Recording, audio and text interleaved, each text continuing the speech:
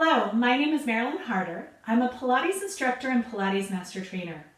I'm here to talk to you about connecting your scapular stability at home. So scapular stability has to do with the ability for us to keep our shoulder blade from winging out in space. So that ability to keep it back and down into its own back pocket while we then mobilize through the arms. If you have a scapula that sort of lifts away from your posterior side, it's a little bit like having an ice cream cone and toothpicks for your shoulder. So we've got the bones in our arms that are in our collarbone and shoulder, scapular connectors that hit the head of the humerus, which is the top of the long bone of the arm. So there's just some very small, fragile muscles stabilizing that. And I will show you here in my model. There are some deep stabilizers here around that shoulder joint that are fairly fragile. So here is what would be our two toothpicks, and this is the head of the ice cream cone. Now, if your scapula is not connected and wings out, it puts a lot of pressure on the front part of that rotator cuff and these deep stabilizer muscles. Now, when we're able to stabilize that scapula along the back of our body, our shoulder then has a really stabilized base to move from versus an unstable base, and really we're pivoting at the collarbone instead. So when we do arm work, we want to have a focus on that scapular stability.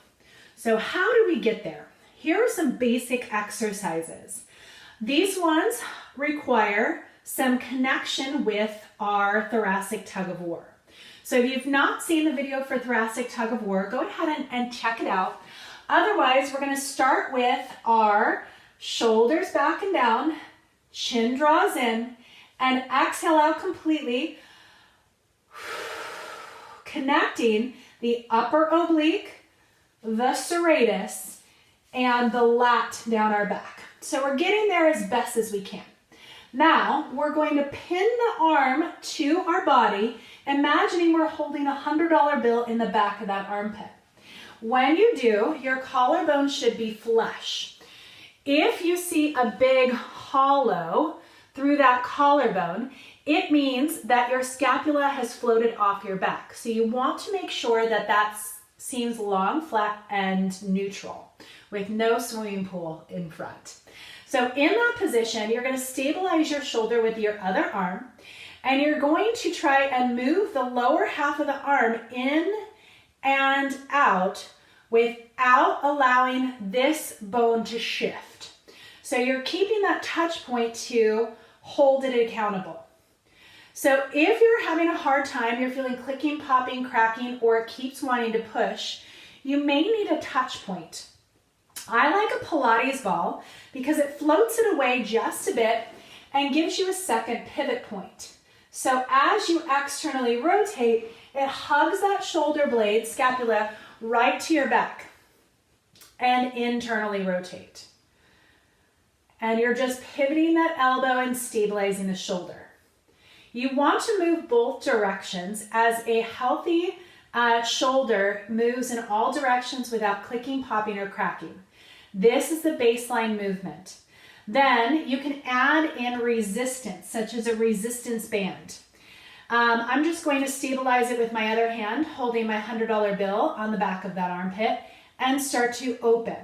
Now, if you lose the stability or you don't feel like you're working the connection, ditch the TheraBand and go for that connection without it. Now, once you've mastered that on both arms and you feel that connection, I'm just going to do a few here, in both scapula. Ooh, that one's a harder one for me. So if you've got a fun side like mine, you always want to outchase your fun side.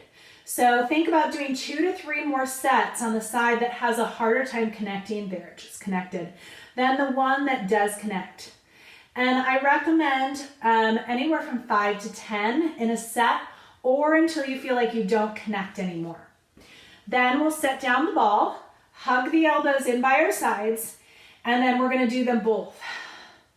And then as you squeeze, give yourself a little hitchhiker thumb back, squeeze your shoulder blades together, then exhale out completely. Feeling those ribs draw in. Now, if in this activation you feel your neck fire on either side quite a bit, that means that your mobilizers for your shoulders are tied up in your upper traps, which are then affecting your neck. So you want to go to the basic exercise of protraction and retraction of those shoulder blades. So I'm going to go ahead and just come up against this wall here. On that kneeling position, I'll bring you with me, okay? And I'm just coming to a kneeling position against the wall. My hands are going to spread wide, and I'm going to push against the wall like I'm holding it up. Now, I'm going to try and push the wall away, keeping my neck nice and long, and then draw the shoulder blades back together without hiking them up towards my neck. So a little protraction and retraction. You want to feel like your shoulder blade sort of is hugging underneath the armpit. So sometimes I'll even roll the elbows towards the earth to get a little more activation. And the ultimate goal is to get really good range of motion with zero clicking, popping, or neck activation. So now that you have separated the connection between your upper trap and your shoulder, you're going to take it back into a few more of these tray squeezes. So I've got 2 heavy trays. I'm going to extend them out only as far as I can go without popping or rolling a shoulder, and hug them back in. And we'll do that again. Extend them out and hug them back in. We'll go a few more. So in this connection, the goal is to feel like your shoulder blades are laying flat. So one of mine I can feel is laying flat and the other is starting to pop up. So let's see if you guys can see that in motion. So I have an old rotator cuff injury on this arm. Watch the difference between the shoulder blades. So I can feel this one laying pretty flat, and this one sort of wants to pop and roll.